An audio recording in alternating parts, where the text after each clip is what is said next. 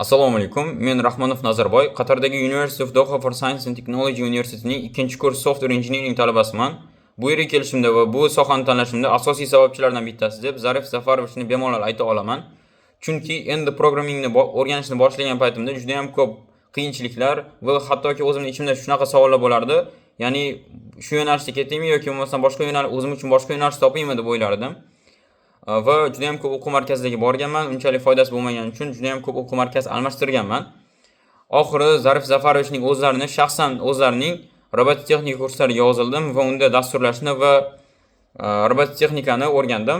Undan keyin 2023-yilda Singapurda bo'lib o'tgan First Global Challenge musobaqasida O'zbekiston timiga qo'shildim va unda faxriy 3-o'rinni qo'lga kiritdik.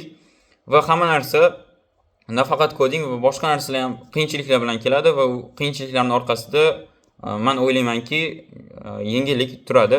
Hozirgi kunda o'zimni startapimni qurdim va O'zbekistonda odamlarga foydali bo'ladigan va yaxshi daromad keltiradigan o'z startapimni yurg'izyapman. Sizlarga ham shu IT yo'nalishini o'rganishni maslahat beraman. Qiyinchiliklarga qaramasdan.